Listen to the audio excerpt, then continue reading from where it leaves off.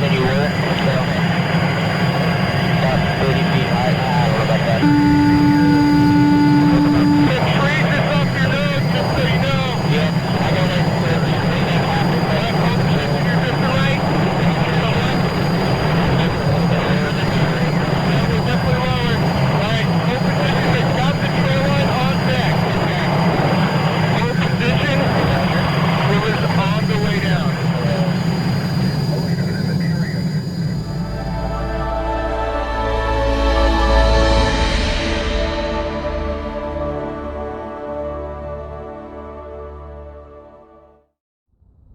Hello again everyone, and welcome back to the channel. In today's video we are going to be taking a look at an absolutely superb little add-on, and that is the Taog's Hangar Alouette 3. The aircraft released just a couple of days ago for Microsoft Flight Simulator, currently only available from flightsim.to. The Alouette 3 is a single-engine light utility helicopter developed by the French aircraft company Sud Aviation. During its production life, it proved to be a relatively popular rotorcraft, and ultimately more than 2,000 units of the Alouette were built. I've got a nice little test scenario lined up which should really allow us to put the Alouette through its paces. We're currently on the ground at Lukla, a location I'm sure many of you are familiar with, and we're going to be taking our SA316B up towards Everest Base Camp. We've got a hypothetical casualty up at Base Camp that needs to be brought back down off the mountain. I can guarantee there will be some absolutely stunning scenery en route, and fairly inclement weather here as well, so it should hopefully make for some fairly interesting flying. One point that is very important to mention here ahead of the review: throughout the flight I do mention on a couple of occasions that the Alouette 3 currently has some directional control issues with the flight model. Those have now been fixed up by Taog's Hangar, so you can disregard those comments, and I'll edit the conclusion at the end of the video to account for that. As always, I do hope you enjoyed the video. If you do, please consider giving it a like and subscribing to the channel. We're going to get straight into things today, so we'll head for the cockpit of the Alouette, and we'll get this little helicopter started up. So welcome then to the absolutely superb cockpit of the Alouette 3. A really nice level of attention to detail visually, and I really like the aesthetic as well. I think the aircraft looks very photorealistic. We'll touch more on the visual fidelity as we go though. Of course we've got a casualty to go and save this morning, so pushing on with our checklists. For the before start checks, the seat has been adjusted and locked. Flight controls are full and free there, both on the cyclic and the anti-torque pedals. And same there on the collective. Harness is secure, doors, we're all closed here up the front. And same there down the back. The fuel shut-off is selected open, fuel flow, or governor as it's labelled here, is selected closed. Flight instruments are checked, and gyro instruments selected off, same there for the avionics master. Circuit breakers are checked in. Interestingly, the circuit breakers are actually visually modelled. I'm not sure whether or not there's any associated systems functionality to those. But rather bizarrely, as you may have noticed, there's actually no labelling there for any of the circuit breakers, which I highly suspect is not realistic, so that's probably something that just needs fixing up. Anyway, the battery master can go on. Same there for the alternator. I really like the switch sounds on the aircraft, nice and heavy, nice and clunky. There are just one or two sounds missing at the moment though in terms of switches, so a couple of things that do need cleaning up around the aircraft. Anyway, rotor brake is released, brakes are set on. For the voltmeter, we're looking for at least 25 volts for the start, currently showing only around 10, so again a small bug there I presume, something else that just needs fixing up. The warning lights are checked, nothing we're not expecting to see there currently. Fuel contents, we've got about 250 litres on board the aircraft. Altimeter, now this is one that's definitely got me perplexed, but the altimeter does seem to have a few issues currently. Firstly, the scale is in millibars there, but it's actually in inches of mercury. Current QNH is 3070, and the scale itself apparently in hectometers, which is not a unit I've come across before, but essentially it's hundreds of meters. Lukla's elevation is 2,800 meters, and as best I can tell, I cannot get 2,800 meters out of that scale. I don't know whether or not I'm just being slow, please let me know in the comments if I am. 2,800 meters though does equate to 9,400 feet, and that does seem awfully close there. We've got about 9,320 feet. So my hypothesis here would be that the altimeter is actually reading in feet when it's supposed to be reading in hectometers. You can see we have the airspeed indicator there in kilometers an hour, and same there for the vertical speed indicator, that's in hectometers per minute. So I think there's an issue there, but again, if I'm just being a little bit dense, please do let me know in the comments. Anyway, altimeter is set, compass, showing heading there of around 050. Same there on the directional indicator, but we'll set that once we've got the engine running. Clock is checked, just coming up on 10 AM local. And for the GPI computer, we can set that. So another really nice feature of the aircraft, we have a modelled GPI computer, which I believe is General Pitch Index Computer. Essentially, that will allow us to see our optimum cruise altitude, as well as the power setting required to enter into the hover. As I said, we're currently up at around 2,800 meters. Temperature outside currently -10. So we can set there on the scale. We've got about 2,800 meters, -10 degrees. So the optimum cruise altitude for our flight today, around 2 kilometers, but obviously we're going to have to take the Alouette quite a bit higher than that to reach base camp. Similarly, at our current weight, which is 1,650 kilograms, you can see there we need about 0.7 on the index to enter into the hover. Haven't played around with the GPI all that much, but again, it's a nice feature to have modelled. We're not going to pay too much attention to it today, as again, I'm still getting familiar with the unit. Anyway, that's the setup complete for the start. Get the lights on. So nav lights on, same there for the anti-collision light. Boost pump is selected on. Just check that the rotor area is clear. Shouldn't be anyone around, looks to be good. So we can uncage the starter. Hitting the start. And really excellent sounds on the Alouette, in terms of the engine sounds as well as the rotor sounds, everything else. You'll hear those later on as we go. Really nice spool up sounds there. Oil pressure coming up. So we'll just let the turbine spool up. And once that's stabilised, we can start feeding in the governor, get those blades turning. We'll just briefly head outside though, so that you can hear the start externally as well. And we can then come back to complete the rest of our checklist.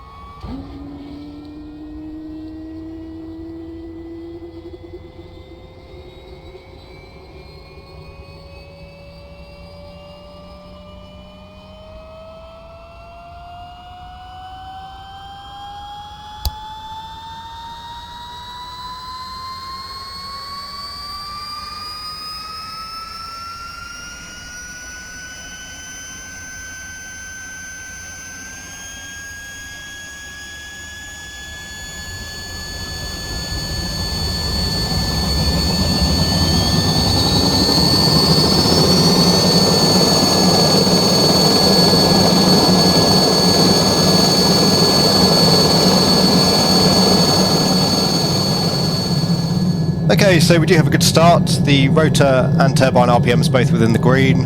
All temperature and pressures looking good. We'll guard up the starter, boost pump can go off. For the overhead switching, we'll take the avionics master on. Same there for the AC master, the pitot heat, and the gyro compass. Pretty dim outside, so we'll take the panel lighting on. And same as well for the instrument lighting. Landing lights are selected on. Interestingly, they're a little bit in the reverse sense currently, and you actually have to drag the switch, which is contrary to the rest of the switching.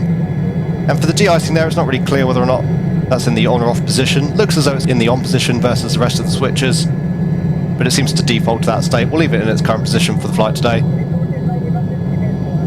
So lastly, just checking the artificial horizon. That is set. And the compass, about 065. A little bit tricky to read there, there's no index, but showing 065 there as well on the directional gyro. We'll initialise our GNS units. We can set those up once we're airborne. We'll try and depart here in a reasonably timely fashion. Transponder through to out, beating in some right anti-torque, and coming up on the collective. The Alouette 3 definitely has one of the nicest flight models I've come across in the sim. It's not perfect by any means, but it feels much more organic than most rotary aircraft. It's actually much easier, therefore, to get a half-decent takeoff and landing out of the airframe. You can see there, just wanting to get pushed slightly out to the right as we come light on the wheel, so correcting that on the cyclic. There's 0.6 on the index, we're looking for 0.7 into the hover. So it looks like that's pretty accurate overall. And we are now airborne. So we'll just swing ourselves around to the right. And we can hover taxi here out towards the runway. Just coming through to 0.7 on that GPI index. And we'll get ourselves airborne here. Making sure as well we keep clear of any obstacles as we depart. Got a couple of poles off on both our left and our right. So the GPI seems to work pretty accurately there, which is great. We'll build up some airspeed here coming down the runway.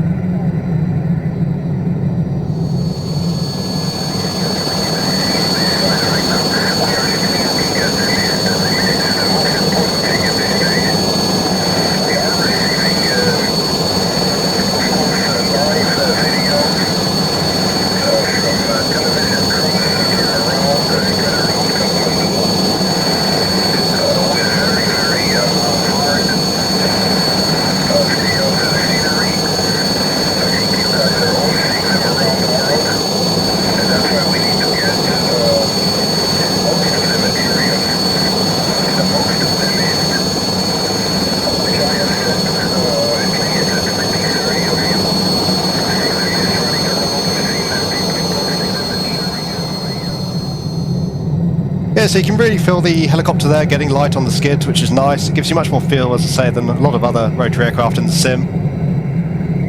Same on the landing, as you'll see hopefully later on, up at base camp. You do actually have the suspension modelled nicely on the wheels, so you don't get that heavy bump that you get in most other rotary aircraft in Microsoft Flight Simulator. Anyway, we need to turn north here up the valley. And apparently 0.8 is a typical cruise power setting here in the Alouette 3, so we'll come up further on that collective up to 0.8 on the GPI.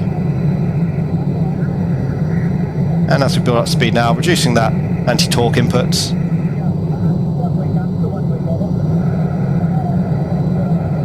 So we'll be trekking up the valley. It's around a 15-minute flight up towards base camp, and my thoughts here were we'll just discuss the product as we go.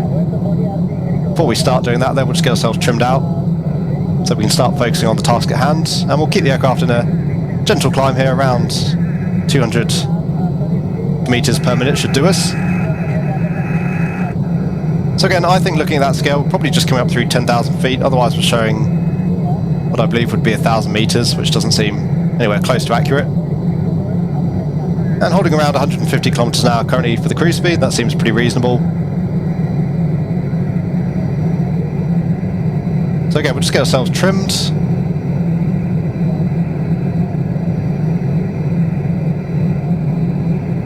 And overall, the Alouette, a real joy to fly. I do really enjoy the product. I don't really have too many issues with it overall, but there are some, of course, we've discussed. There's just a few things need neatening up around the product, but that's more or less really all I could find.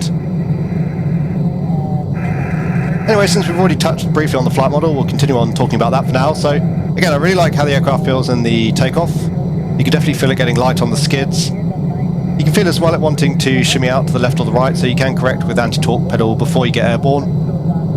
And similarly, you do have a lot of ability to finesse the collective and really just very gently lift off the ground, which, as I say, often in the sim I find can be quite harsh both in the takeoff and the landing. Ground effect can either be overdone or underdone. So that's really great to see overall. In the hover as well, the aircraft handles pretty nicely. Relatively easy to control there, perhaps just a little bit touchy initially. Some of that, though, I'm sure will be my flying as well. Once you're up into the hover, pretty easy to control, fairly easy to hover taxi there as well, and again, easy to control the altitude. For me, the Alouette's flight model just does feel that much more convincing than most other helicopters in the sim, so I think that's really why it's a little bit easier to control overall. And as I say, very much the same will be true on the landing. It's fairly easy to get a nice, gentle touchdown out of the aircraft, mainly due to the fact that the suspension actually works quite nicely, and the ground effect as well seems pretty appropriate. I've had a little bit of a play around with the flight model. It seems as though vortex ring state is modelled, at least to some degree, and the same goes for retreating blade stall. Though you do have to get pretty high speed before you start to see any effects there, and the aircraft tends to want to pitch up and around. I'm not sure whether or not that's accurate. And I mean in the literal sense, I don't know, having never flown a rotary aircraft, whether that's the sort of behaviour you would expect to see. But nevertheless, again, certainly now we're in cruise flight, I think the flight model feels pretty convincing. Nice and easy to trim out as well. We're still not talking DCS levels by any means in terms of rotary flight modelling, but for me it's the most convincing rotary flight model I've come across in the sim. Not in every aspect, there are some other aircraft that do it better. For example, I think Flying Side does a couple of things better than this particular model, but overall I prefer this. It doesn't have any strange behaviours. There's no squirreling around down at the back with the tail, for example.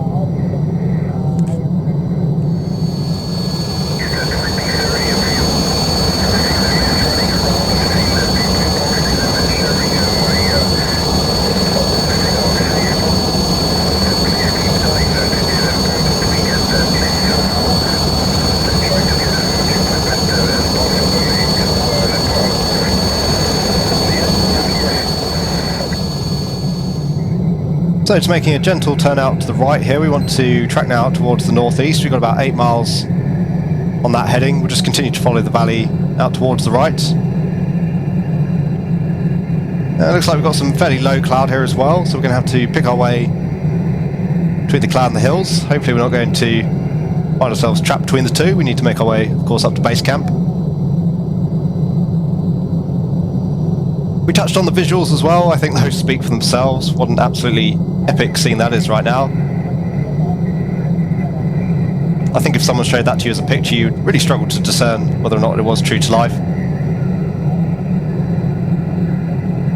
So the scenery itself, of course, spectacular, but I think the visual model of the aircraft looks very photorealistic, and I really like that.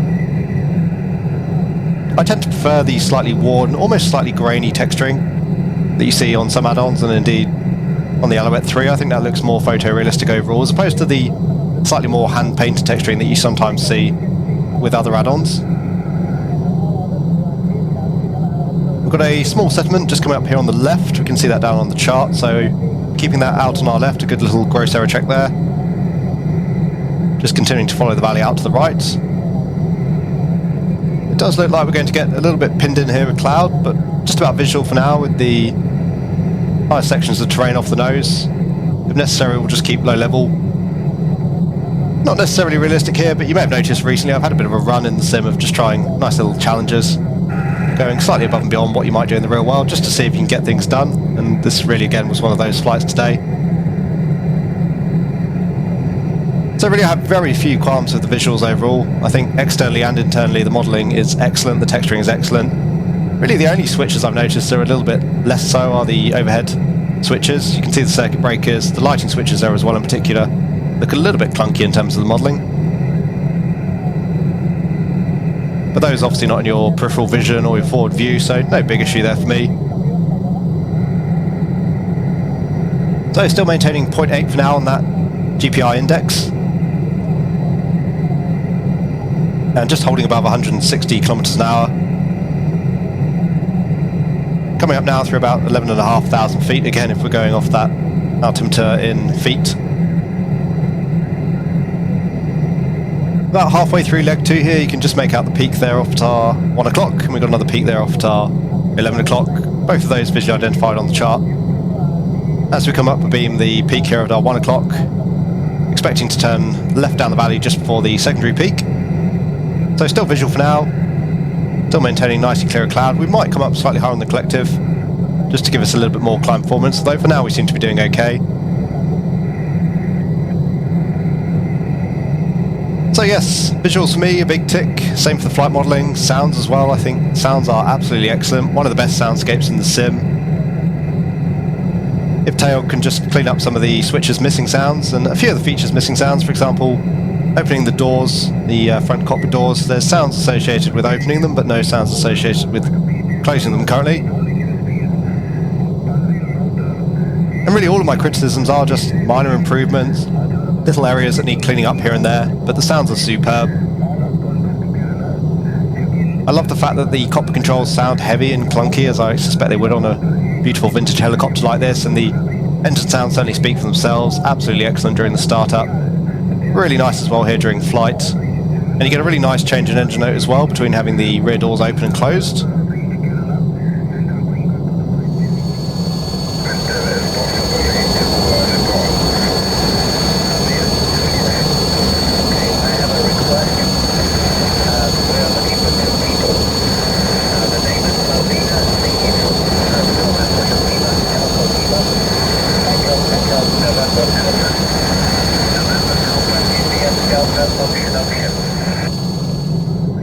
Systems modelling overall seems to be above average, certainly. Nothing spectacular, but certainly most systems seem to operate correctly. I like as well the appropriate startup time there for the engine, as well as the rotor spool up time. The included GPI computer is really great. My only real gripes there with the systems, going off the real world checklist again, the voltmeter voltage readout seemed to be a little bit low.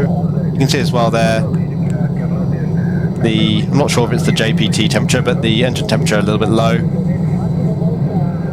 And I haven't, as I say, looked into whether or not the circuit breakers actually work or not. We've discussed the altimeter. So there are, again, I think just a few systems issues that need cleaning up, but overall systems fidelity more than enough to make this a really enjoyable add-on to use. As you can probably tell, absolutely love the Alouette so far. Waxing lyrical about the product here as we make our way up the mountains. So very short leg here, we're turning again right down the valley. That should take us in towards base camp. A little bit of a climb here to make still, so we'll just come up to 0.9 on the GPI, just to give us a little bit more climb performance. Clear the ridge off the nose. I think what we'll do here, we'll scout out base camp. We'll just overfly the area, take a look at our landing options, see what direction the wind's coming from as well, and then we'll come back and land to pick up our casualty. And the plan here, as I say, once we've made our landing, we'll make our way back down the hill and finish up with some conclusions as we go. One issue that I haven't mentioned with the flight model, in terms of the directional control in yaw on the anti-torque pedals, very limited, particularly at high speed, but even at low speed you need an awful lot of anti-torque pedal to really see any effect, to the point where actually sometimes you have very limited control during the landing. We may find that during the landing here today. We'll see how we go there. So back to 0.8 on the power setting, coming down the valley now. Base camp should be somewhere off the nose. We've actually got a helipad out at our 11 o'clock, but we'll come and land at the camp itself. Be easier that way to transfer our casualty on board. And I suppose we haven't really taken a look at it yet, but you do actually have the option for a full HEM setup down the back, which is really nice. You can choose as well between normal seating. One improvement I would like, the external pilot models are actually very nicely done, custom models as well, so it'd be great if we could have those displayed internally, as we can in DCS. Same as well for the third occupant, you can only see him when he's actually on the hoist. It'd be nice to have him sitting there attending our virtual casualty. But again, very minor gripes overall, and really, if anything, just improvements that I would like to see in the product. Already though, for its price, it's an absolutely superb offering, I think, for the sim. Very enjoyable. I know I'll be spending quite a few more hours than the Alouette 3, despite my reservations about its looks. I don't think it's the most beautiful helicopter design that I've ever seen. So we'll come back to 0.75 now, start reducing our altitude, start keeping a good look out here as well for base camp. I think the helicopter pad should be passing just down on our left. You can see there you've got a few buildings, it's just out towards the west of those.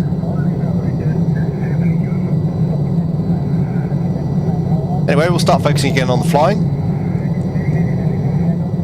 As we're coming into a bit of a dead end here in the valley. Superb scenery here in the sim though, once again. Been having a great run of wonderful flights in the sim recently. And having got the PC upgrade as well, it's really gone to improve the whole experience, of course, but just absolutely unbeatable when it comes to the graphical fidelity, the weather fidelity now. Microsoft Flight Simulator really leading the way. Of course though, if you really want a high quality rotor experience, then looks like we've got base camp just down below us. As I was saying, if you really want a high quality rotor experience, then DCS or X-Plane probably still a better bet overall.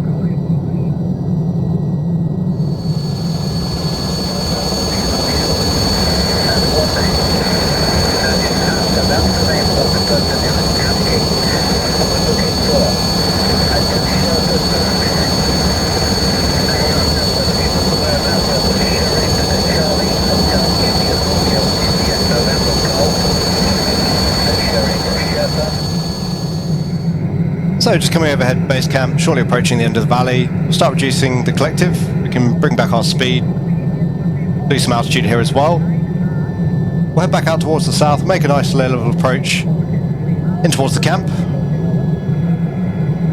Not much wind around. If it is, it's out from the south. We should have a windsock and a few flags as well around base camp, so that should help us get a good feel for what the wind's doing. Just pull a bit of G here in the manoeuvre, bleed off some speed. You can hear as well those excellent blade slap sounds as we do so. I really can't praise the sound pack of the aircraft highly enough. It's so immersive. Real pleasure to listen to as well.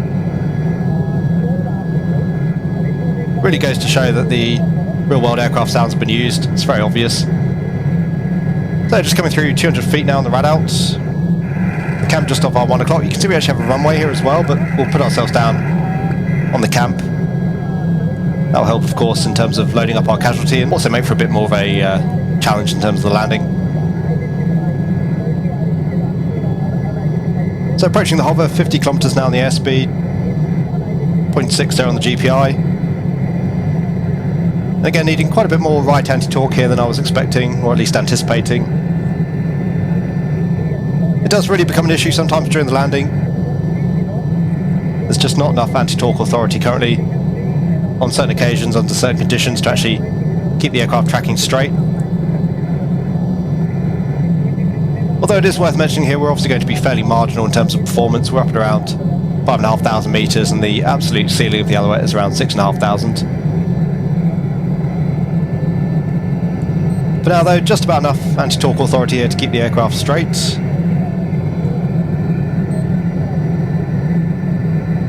Once again, I think we'll just do a quick lap around the camp. We'll keep just to the outer edges so we can avoid blowing all of the tents over in one go with our downwash.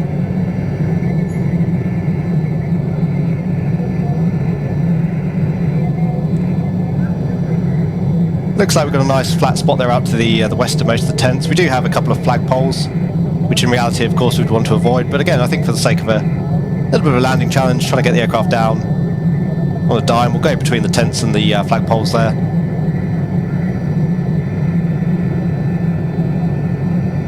So we'll just whip ourselves around back out to the north, then we'll come in for our landing.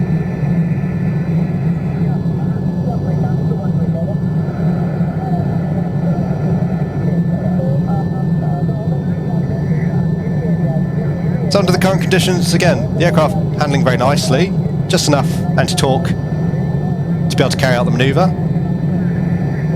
But in terms of the cyclic behaviour, the collective behaviour, all very predictable, very reasonable, very enjoyable.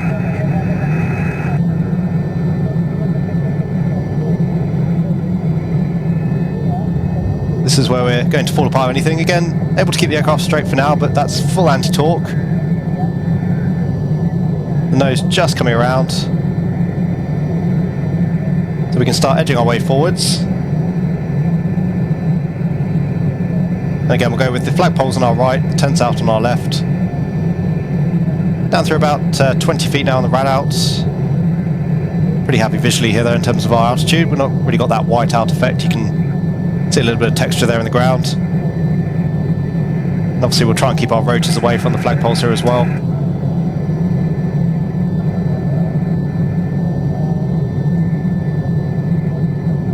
Really focusing now on the landing. But again, the aircraft isn't unduly difficult to fly. If you are used to rotary aircraft, you'll be pretty happy here with the Alouettes.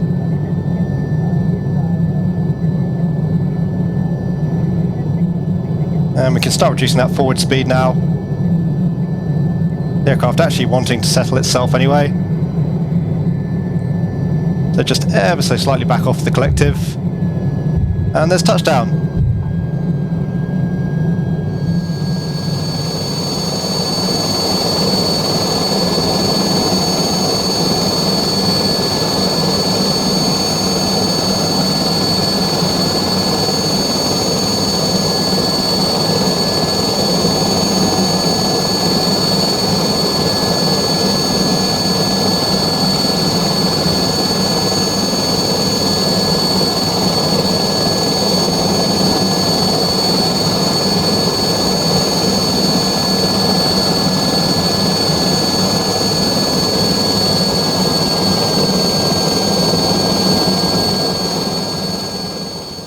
So there you go guys, I do hope you enjoyed our outing in the Taog's Hangar SA316B Alouette 3. If you've made it this far into the video, then I'm sure it will come as no surprise that I think this is a really cracking add-on overall. I had great fun with the aircraft.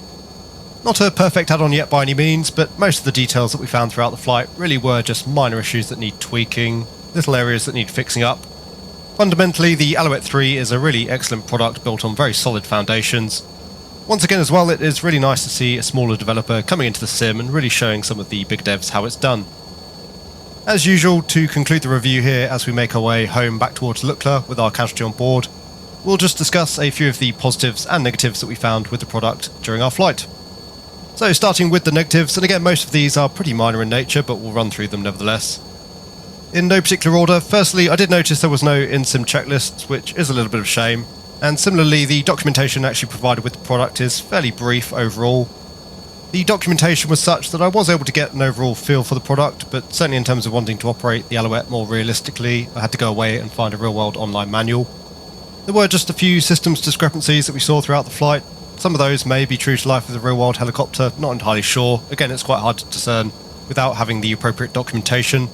But again, a few examples there. Firstly, the circuit breakers on the AVAD panel didn't seem to be labelled. I'm sure that'll probably get added in at a later date. A couple of levers and cockpit controls seem to work in the reverse sense. I gather that the developer is already aware of this and currently trying to work on the situation. Battery voltage as well there during the start looked to be rather on the low side versus the real world checklist. And again, looking at the jet pipe temperature gauge there during the cruise, it seemed to be a little bit on the low side, certainly outside of the green arc, but again that may well be true to life, the real world Alouette 3. The same goes with the aircraft sounds, excellent overall, just a few minor exceptions there. There were a few switches missing sounds, and as we discussed, for example, the doors there not having any sounds during closing. The sound pack is actually one of the best that I've come across in the sim to date, so once again a big round of applause there for Taog's Hangar, but nevertheless it would be nice to see just those few areas tweaked up, finished up, really just as that extra icing on the cake. Visually, I think the helicopter looks superb, really just with the exception there of those overhead controls we discussed, for example. Cockpit lighting switches look a bit clunky in terms of their modelling. There was just one or two additional visual features I would have liked to have seen as well. Again, it would have been nice to have internal pilot models. Whilst it's not all that common in the sim, the custom models made by Taog's Hangar look to be very nice, and once again I really think it adds to the immersion when you can at least choose whether or not to display those visually. The same as well with the HEMS configuration, great to see there, but it would have been nice to have a virtual casualty that we can choose to board or deboard off the aircraft. Another visual option which would have been nice, I suppose it also comes under systems. There's no ability to remove the GPS from the cockpit. Personally I would have preferred that as an option. Once again though, that is just of course a minor tweak and ultimately only a personal opinion. Last point for me, as I say, the aircraft is currently only available over on flightsim.to. Not my preferred option in terms of purchasing. Nothing political in my decision there, I still make plenty of use of flightsim.to myself. But as much as possible, I do like to try and keep the number of vendors I use down to a minimum, so hopefully we'll see the product as well come out, for example, on the marketplace at a later date. Before we move on to the good bits, and there are plenty of positive aspects with the product, just touching on the FPS. I was getting about 79 in the Alouette 3 versus around 95 in the default Cessna 152. So losing around 15-16 FPS there, which is pretty acceptable overall, certainly for an add-on that is this visually beautiful. Moving on to my positives, again in no particular order, I really like the fact that Taog's Hangar managed to create some custom 3D pilot models. Under most circumstances, and with many add-ons, the default Asobo avatars do a reasonable job, but certainly for an aircraft like this you do want some custom pilot models, and they really enhance the overall visual aesthetic of the product. I thought the animations and the effects included with the Alouette 3 were pretty excellent overall. You could see that we did kick up dust there with the downwash off the rotors. The heat blur coming off the engine during the start looked great, the cockpit lighting looked very nice, the winchman as well was a nice addition. Whilst touching on the winchman, quite amazing as well how many different configuration options you get with the Alouette. All easily accessible via a small switching panel down on the lower console. Just to name a few additions there, for example, you can choose to add or remove the skis, the side stowage basket, the winch itself. You can choose to add or remove the HEMS station, add a glare shield to the main panel. Also, as you saw during the introduction there, choose whether or not to display the winchman. So overall, whilst you are just getting a single add-on with your purchase, it does feel very configurable, it does feel like you can fly multiple versions of the aircraft. And in a similar vein, the Alouette 3 comes with a really nice selection of liveries available, all done to a very high standard, mostly covering various militaries around the world. but there are a couple of search and rescue options, as well as a couple of civilian options as well. It would have been nice perhaps to see just one or two more civilian variants of the Alouette, but again, being very critical there, very minor point.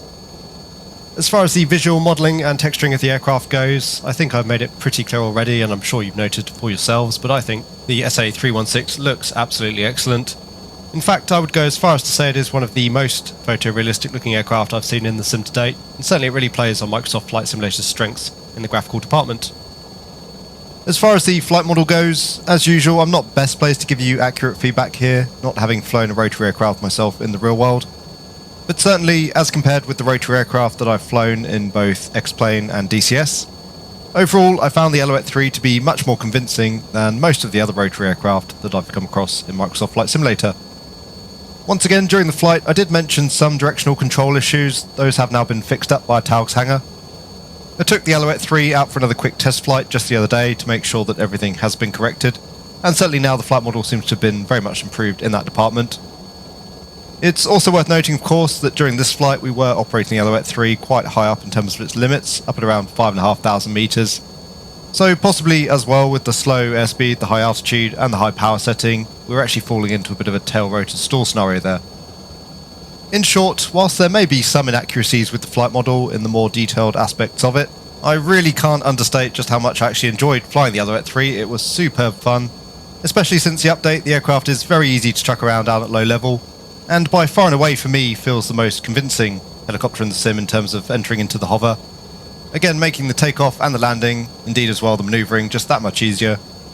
And actually, when I loaded up the Alouette 3 again for the test flight just the other day to check the update, I completely fell in love with the aircraft all over again. I think one of the best ways you can often get a feel for a flight model within a sim is to see how natural the aircraft's behaviour actually looks when viewed externally. Hopefully, I think you'll agree, with my flying skills taken out of the equation, actually those external shots during the video did look pretty convincing in terms of the takeoff and the landing characteristics. The flight model, certainly to me, felt as though it was giving a lot more feedback than I've seen from many other rotary aircraft in the sim. You could feel the Alouette getting light on the skids. You could also feel if it had any tendency or want to move in any particular direction, and you were able to counter that during the takeoff. Transitioning into the hover was pretty straightforward. The amount of ground effect produced felt pretty appropriate as well. The Alouette was also pretty easy to control in the hover, fairly easy to hover taxi. Again, just with the directional control issues being put aside that we've already discussed. Transitioning into forward flight also felt very natural, and once you got the aircraft up and running, everything behaved there as you'd expect. Also pretty easy to get the aircraft trimmed out for straight and level flight. Much the same in reverse, it was easy to reduce speed back into the hover, enter into the hover, and put the aircraft down quite smoothly for a nice landing. Again, I think the ground effect modelling really coming into play here. One of the few rotary aircraft I've flown in the sim where ground effect didn't feel overdone or underdone. And very nicely modelled suspension as well, that really takes some of the bump out of the landing. Many rotary aircraft seem to be far too rigid in the sim I find currently. Another real strength of the product that we touched on a few times throughout the flight, I think, are the aircraft sounds. The sound pack was apparently created using real-world recordings from a real-world Alouette 3, and I think that comes across very clearly throughout the video. Excellent sounds in almost every respect, and as I've said in many videos at this point, I think that really goes to ramp up the immersion with these sorts of products. So all in all, really pleasantly surprised with the Taog's Hangar Alouette 3. I went into this review with very few preconceptions about the product, but I've come away absolutely loving the aircraft overall. It's been a while since I've come across a little gem like this, and certainly it is one of the strongest rotary aircraft offerings for Microsoft Flight Simulator currently. Once more as well, it is really nice to see one of our smaller developers doing such an excellent job within the sim. In conclusion then, there are just one or two areas that need a little bit of polishing, just a few tweaks here and there. But going off the level of quality that just permeates through the product, it is pretty obvious that the developer is looking to do the best job that they can with the Alouette 3. And so certainly from me, this little helicopter gets 2 thumbs up. I'm looking forward to spending some more time with it in the sim. As always, ladies and gents, I do hope you enjoyed the video, and indeed our flight. If you did, then please consider giving the video a like. If you want to see more content from the channel, then please consider subscribing as well. And if you want to help support the channel, you can do so by becoming a channel member or patron. On that note, a very big thank you to my channel members and patrons for all of your support. It is thoroughly appreciated. I do hope that all of you are having a great day wherever you are. Take really good care, and I will see you all again soon.